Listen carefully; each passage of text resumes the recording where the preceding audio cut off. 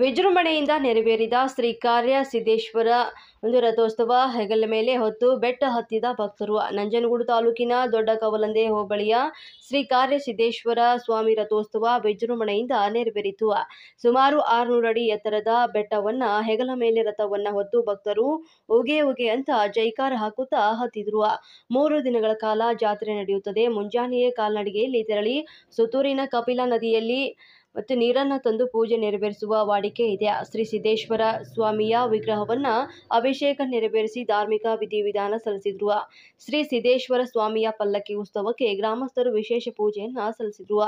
ವಾಟಾಳು ಮಠದ ಶ್ರೀ ಸಿದ್ಧಲಿಂಗ ಶಿವಾಚಾರ್ಯ ಸ್ವಾಮೀಜಿಗಳು ಪಲ್ಲಕ್ಕಿ ಉತ್ಸವಕ್ಕೆ ಚಾಲನೆಯನ್ನು ನೀಡಿದರು. ನಂತರ ವಸ್ತ್ರಾಲಂಕಾರ, ಹೂವಿನ ಅಲಂಕಾರಗಳಿಂದ ಶೃಂಗರಿಸಲಾಗಿದ್ದಂತಹ ಐತಿಹಾಸಿಕ ರಥೋತ್ಸವಕ್ಕೆ ವಿಶೇಷ ಪೂಜೆಯನ್ನ ಸಲ್ಲಿಸಲಾಯಿತು. ರಥಕ್ಕೆ ಹಣ್ಣು ಜವನ ಎಸೆದು ಭಕ್ತರು ಪುನೀತರಾದರು. ಉಗೆ ಉಗೆ ಸಿದ್ದೇಶ್ವರ ಎಂಬ ಜೈಕಾರ ಮುಗಿಲು ಮುಟ್ಟಿತು. ಹರಕೆ ಹೊತ್ತ ಭಕ್ತರಿಗೆ ಮಜ್ಜಿಗೆ, ಪಾನಕ, ತಂಪು ಪಾನೀಯ ವಿತರಣೆ ಮಾಡಲಾಯಿತು. ನಾಡಿನ ವಿವಿಧ ಭಾಗಗಳಿಂದ ಆಗಮಿಸಿದ ಸಹಸ್ರಾರು ಭಕ್ತರು ರಥೋತ್ಸವವನ್ನು ಕಣ್ತುಂಬಿಕೊಂಡರು.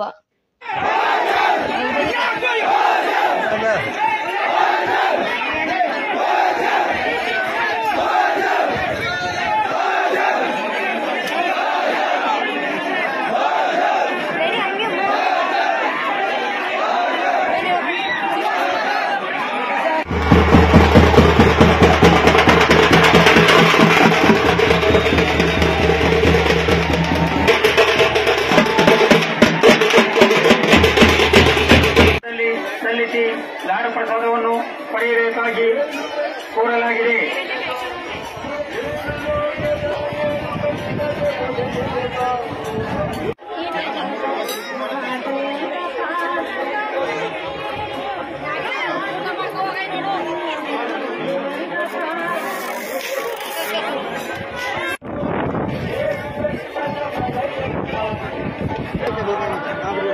ಭಕ್ತಾದಿಗಳು ತಮ್ಮ ಹರಕೆ ಕಾಣಿಕೆಗಳನ್ನು ದೇವಸ್ಥಾನದ ಮುಂಭಾಗದಲ್ಲಿ ಸಲ್ಲಿಸಿ ಲಾಡು ಪ್ರಸಾದವನ್ನು ಪಡೆಯಲು